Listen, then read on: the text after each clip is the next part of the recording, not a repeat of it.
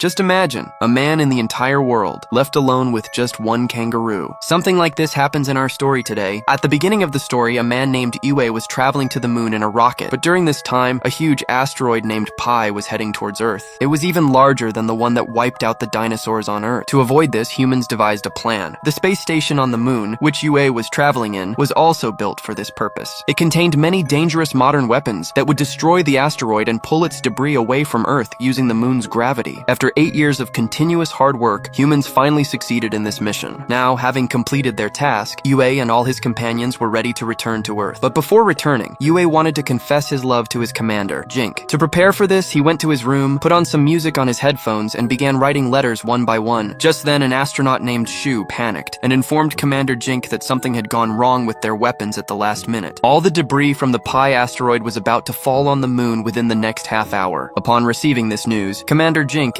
immediately ordered the evacuation of the space station. Everyone ran at full speed to their rockets. However, Yue, still busy writing his love letter, didn't hear any warning alarms because of the headphones in his ears. A few minutes later, he spotted the first rocket, and upon seeing it, he ran at full speed toward the base station. At that moment, there were 6 more rockets present, which gave Yue some relief, but then suddenly 5 rockets exploded. They flew together, leaving Yue with only one last rocket left. He made several unsuccessful attempts to contact his team, but seeing no other option, he accelerated his rover to full speed. Just then, a huge crater appeared in his path, and his rover fell straight into it. By the time he could get out of the crater, the last rocket had also flown away. Asteroid debris had already begun falling on the area. To escape, Yue decided to hide in another crater, but some of the debris landed directly on the crater, causing him to lose consciousness for a while. When he regained consciousness, he believed that finding him from Earth wouldn't be too difficult. But then a huge asteroid collided directly with the Earth, devastating the entire planet. For the next 6 months, Yue continued to try to contact Earth, and he still does. Failing to succeed, he accepted his fate. Fortunately, he had enough food and water to last the rest of his life. After paying tribute to all the fallen soldiers,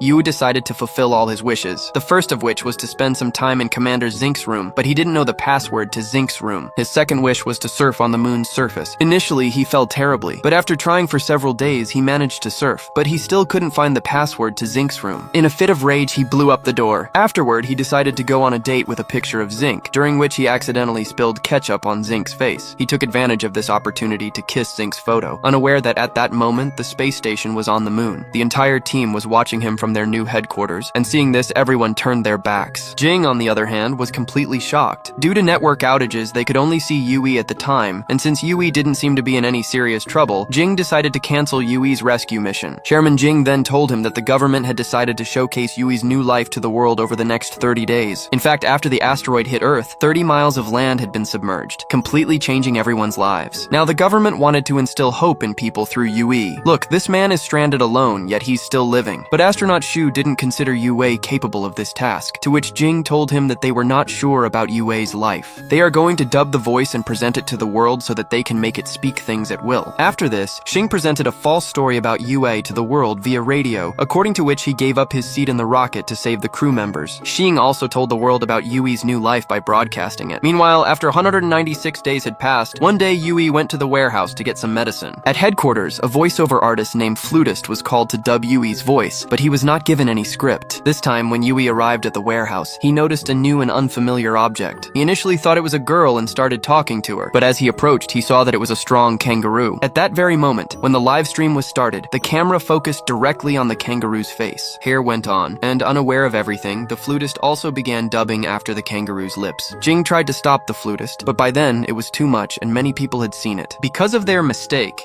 Jing and Shu had to appear before the chairman, where they explained that their research team had left a kangaroo named Kang at the base station. Meanwhile, Lust was not a real voiceover artist, but a social media influencer who did voiceovers for various things. After this mistake, Jing decided that instead of dubbing the video, they would narrate it as a story. Meanwhile, Yue disguised himself as a female kangaroo to lure Kang to her spaceship. But as soon as Kang learned of her true identity, he began beating Yue, which Flute saw. He burst into laughter. Jing then took the blame for everything. Then he received other news, a fighting match was about to take place between Kang and Yue on the spaceship. Everyone was intently watching the match, but then Kang, demonstrating his strength, stomped Yue, knocking him unconscious. Seeing his condition, Jing tried to talk to Yue, and when he regained consciousness and saw lines on the communication channel, he began to cry with joy. Despite not being able to hear anyone, he was happy that people were still alive on Earth. After reaching a compromise, they both decided to board their rover and go to the wrecked Apollo 18 so they could use it to reach the lunar station. However, there was a rocket available to take them back to Earth. Meanwhile, Yue devoted all his energy to finding the lunar dog. You could help. After this, Yue devoted his full attention to rebuilding the spacecraft, much to everyone's surprise. When Jing checked his file, he discovered that he was actually a flight dynamics engineer currently working in the maintenance department. On his 282nd day, Yue explained that due to their broken engine, their rover had a weight limit, forcing them to leave Kang behind and proceed. However, Kang nevertheless forcibly brought him back to base. But then Yue remembered that they could use a weapon present there as a prototype engine, but this was extremely dangerous. Despite this, Kang was willing to cooperate. Hearing this, astronaut Shu told the entire team that it was possible, but bringing it back to base before sunset would be extremely difficult because the prototype engine ran on solar power and the moon was not visible. Even if Yue kept driving continuously, despite one day being equivalent to 14 Earth days, he still wouldn't be able to reach it. Everyone believed this couldn't be accomplished. But as the sun set, Yue started driving in the opposite direction. He couldn't go out in sunlight because it gets so cold on the moon when the sun sets that it would kill him. Seeing this, Jin realized that Yue was going to chase the sun relentlessly so that he would have a full 41 days. But by the 28th day, Kang and Yue were completely exhausted, so they tied each other with a rope. After driving continuously for several days, they finally reached the engine. Upon reaching there, Kang started repeatedly pressing a button, but luckily, it wasn't a random button, it was simply the engine check button. Because of his dangerous actions, Yue cut him off. After locking him inside, they both set off back for their base, but on the way, Kong's cog became detached from the engine. By the time Yue realized this, a lot of time had passed. He knew that if he went back to get Kong, he might lose the sunlight. She decided to leave Kong behind and move on. Everyone was quite surprised by his actions, but after a few minutes, he turned back at full speed towards Kong. After walking for a while, he finally reached Kong, but now, after all the calculations, everyone believed that they would not be able to return in time. So, Jing ordered everyone to find the lunar dog as quickly as possible so that with its battery, Yue could return to his base. Both Yue and Kong were extremely tired from driving continuously without sleep for so long. But then, due to the sun setting, they only had 5 hours of battery life left. Suddenly, the lunar dog activated, but because it was in power-saving mode, it couldn't find them. 55 kilometers from the base,